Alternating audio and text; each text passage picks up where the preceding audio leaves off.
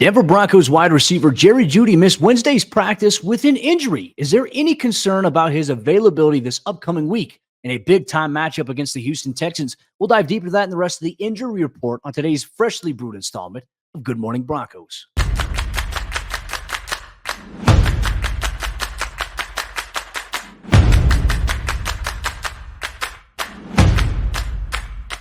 Good morning, Broncos Country. Welcome into another installment of GMB here on Mile High Sports YouTube page. You get this every single weekday, Monday through Friday, 9 o'clock a.m.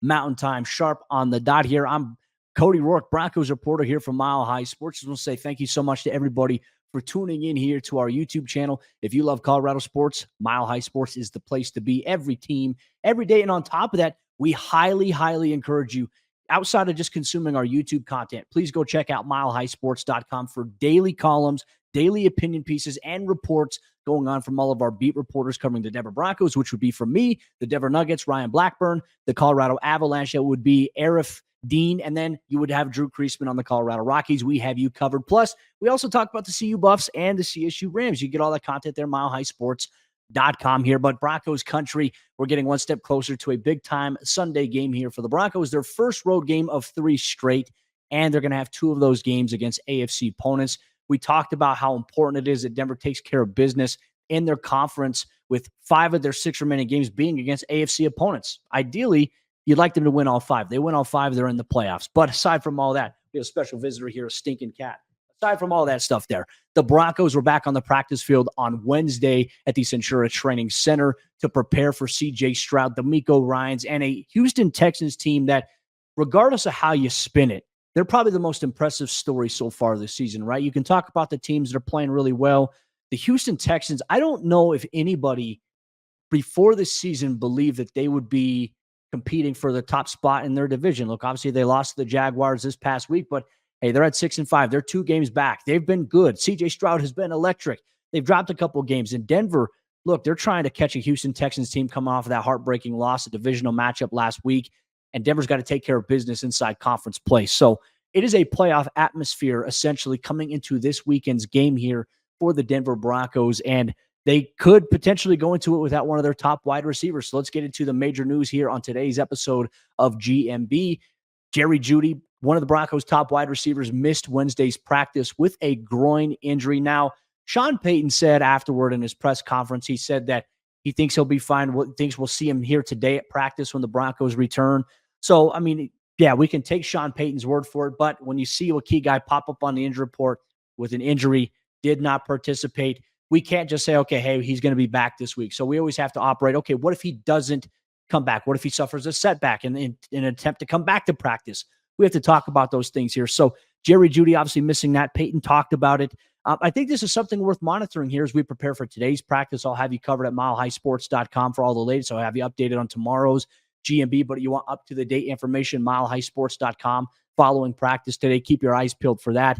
But if Jerry Jeudy, let's hypothetically say he's not able to go here on Sunday, how does that change the dynamic here for Denver as they prepare to take on a tough Texans defense? Now, the Texans defense, they're stingy, right? They plug well against the run. They obviously have some young, talented cover guys there, and it embodies what DeMeco Ryans wants from his defense: physical, aggressive, stingy football. Okay, so how does Denver counteract that? Look, obviously, if Jerry Jeudy, let's say, was not able to go, that would be a big blow to Denver's passing game, right? Jerry's obviously a guy who you can get targets to. Didn't get as many targets this past week against the Cleveland Browns. He only had 3 targets, 2 catches, 11 yards, and not great production. The week before against Minnesota, he had over 50 yards receiving. So it just, I think, depends on the matchup, right? And I think coming into this game, for me personally, I felt like Jerry Jeudy, when watching film on the Texans defense, you look at what Derek Stingley Jr. is doing. He's playing really good football this season for the Texans. He's more than likely going to follow Courtland Sutton, who's having a terrific season so far for the Broncos this year. The one thing I want to highlight here is just looking at the film, even last week against Cleveland, like Jerry Jeudy was open on several plays, right? He's getting open, but I thought Sean Payton had a great answer when asked about Marvin Mims during Wednesday's practice about how to get him in more into the game plan. He says, sometimes there's a play that we have that is designed to go to this guy, but because this option gets funneled away, you have to go to a different guy. Like, it's never just like Madden where it's like, all right, hey, I'm looking at the guy whose route tree is lit up red. Like, that's the main guy that we're going to here. If that option is taken away, what do? You go to the next guy. And So some of those plays have happened there. Jerry Jeudy is open on some of these plays and could, I think, this week, if he is able to play, I think he could be a beneficiary of maybe Derek Stingley Jr. going against Cortland Sutton. I think there's an opportunity to be had here. Look, I think last year against the Texans, Jerry, I felt like was going to get off to a really good start in this game. Remember that he had that one catch, he landed on the ball and he had the rib injury. It knocked him out of the game for the rest of the game. That was something that, you're looking at, you're like, shoot, that's obviously not a good sign there. He left that game, did not return. So we didn't really get to see Jerry Jeudy do some work last year against the Texans.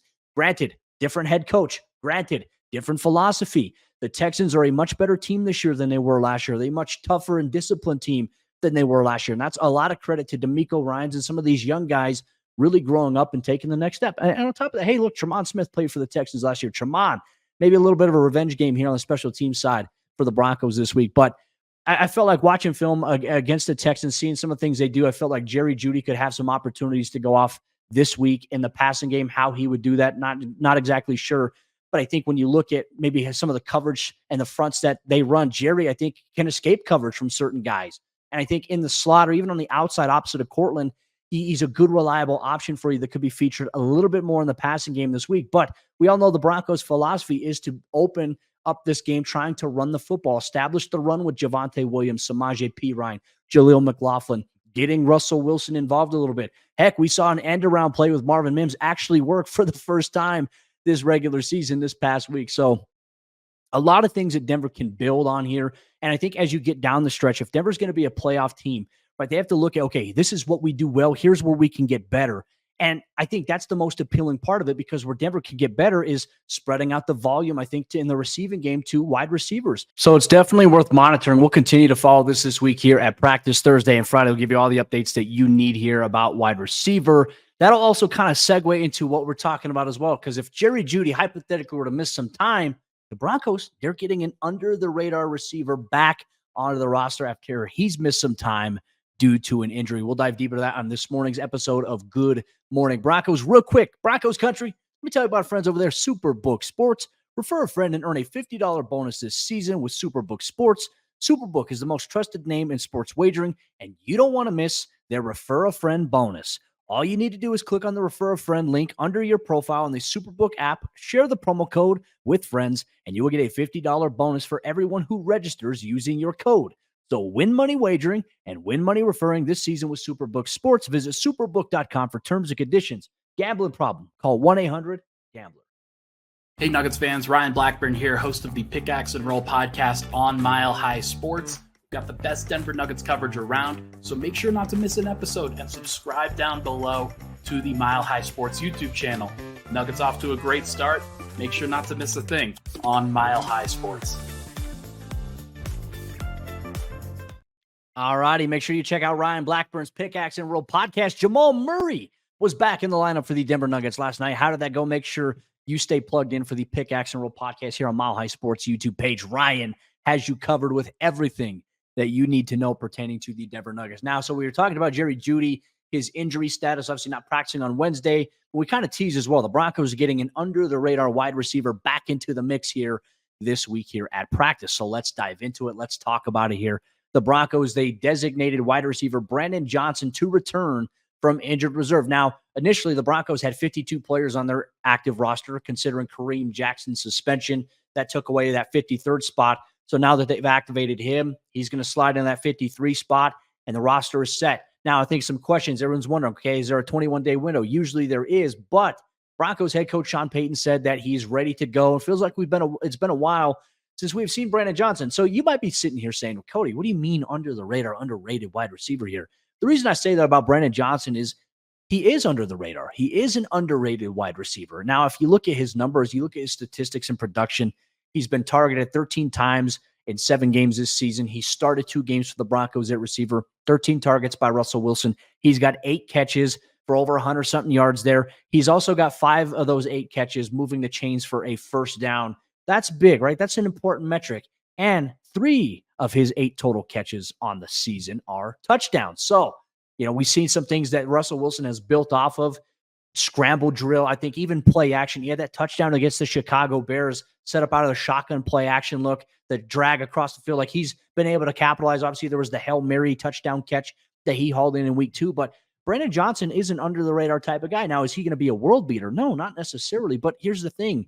You have so many guys. You only have so many guys you can get the ball to, right? So what can Brandon Johnson do that makes it easier for the offense? Well, since Brandon Johnson has been injured, the Broncos' offensive philosophy and the game plan has changed entirely. It's different. It was very pass heavy in the first half of the season. Now it's more centric towards the run game, right? So now I think if you add a dynamic, and this is also something you can make the case with, well, how come they didn't do this when Marvin Mims, with Brandon Johnson being out? I think so much is going to change with Denver's offense. We talked about it earlier this week here on the show.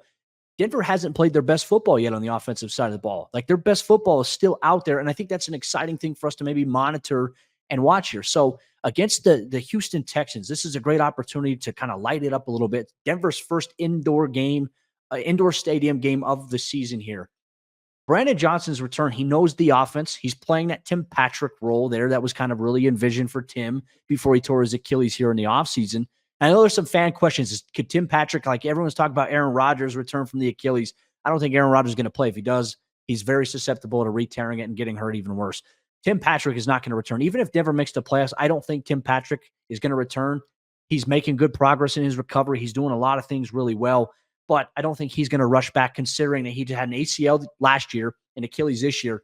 He's not going to rush back. He's going to play it smart, and that's the right thing to do here. And I do think he's very much in the plans for Denver next season, though. But Brandon Johnson, getting back to him, I just think one thing that he does really well, he understands the leverage of where he's got to be. I think he plays really well against zone coverage. He's not necessarily a guy that's going to run away from man coverage, but he's smart. He's a smart, instinctual football player. And what does he have?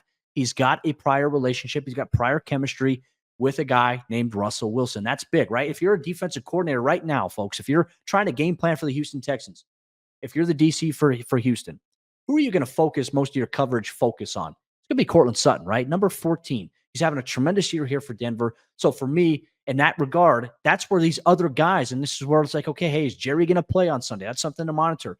But with Marvin Mims, with little Jordan Humphrey, with Brandon Johnson now back in the mix, one of these guys has to create a dynamic threat that, hey, okay, in the passing game, we know if Courtland Sutton is covered, we are going to this guy here. We know that this guy can make a big play. I think Brandon Johnson can be that. I think Marvin Mims can be that. Heck, I even think little Jordan Humphrey can be that. We know Jerry Jeudy can be that, but it's all about, okay, if teams are focusing on taking Court away, if you have a guy that can go across the middle of the field in the slot on the other side, on the outside of the Broncos offensive formation, and can make plays and become someone like, okay, hey, this guy's hurting us, then you force the defense to say, okay, hey, we can't just play so balanced to one side. We have to figure out, this guy's hurting us. This guy's hurting us. How do we mitigate as much damage as possible? And I think if Denver's run game is going and it's working, if they're able to get another 169 yards on the ground this upcoming week, the way they did against a very tough and I'd say arguably better Cleveland Browns defense, Denver's going to find a way to get the offense clicking the way that it needs to be, right? So much is being made about, oh, Russ has low passing numbers. Russ is playing efficient football. He's not turning it over. He's throwing touchdowns. He's running for touchdowns. And now you add another guy in who's caught 3 touchdown passes from him this season. I think that's something you absolutely have to look at. So the return of Brandon Johnson, in my opinion, can be big for Denver's offense. It can be big not only just for Brandon Johnson or the offense, it could be big for Courtland Sutton. It could be big for Jerry Jeudy, Marvin Mims, other receivers, heck, even tight ends here. So we'll see how it goes. I'll be very excited to see maybe what role Brandon Johnson is going to play if he does play on Sunday, which I think that's the belief. He's going to play against Houston. What does his snap count look like, considering this is his first game action back from the hamstring? Something we'll monitor here on Good Morning Broncos. But we do have some housekeeping notes here as well. Today's a very interesting day for Broncos safety Kareem Jackson. He is going to New York. He's set to meet this morning with Commissioner Roger Goodell to get some clarity on, obviously, the way that he's hit, the way that he's been fined, the way that he's been suspended. And I think this is a good opportunity because I'll give Roger Goodell credit in this regard. There are times where he does sit down and he listens to players. And I think for a guy like Roger Goodell in his position, look, his ultimate interest is to protect the interest of the owners around the National Football League. And it's about money. But there needs to be a dynamic. There needs to be a percentage in there that actually cares about players. Look, we get a lot of lip service from, guys like Roger Goodell, commissioners around other sports leagues. They care about players. But you see how the NFL is with certain things and how inconsistent they are. I mean, you look at how Kareem Jackson has played his entire career. He's been a hard-hitting, thumping dude. And you got all these angry, salty, piss pants, whiny baby fan bases that, unfortunately a player took a hard hit from Kareem Jackson that they root for. And the reality is like, if you know Kareem Jackson, look, I've had the chance to get to know Kareem personally. I watched Kareem at practice. I've been around this dude. He's one of the nicest, most genuine human beings ever. And he's never, ever had any bad intentions on the football field. Football is played at 100 miles an hour. It's a physical damn sport. And there's going to be times where, everyone wants to show the slow motion of a hit. Here's the reality. It's not slow motion in real life, right? You can try to justify it, get the frame rate, whatever you want on a slow motion here.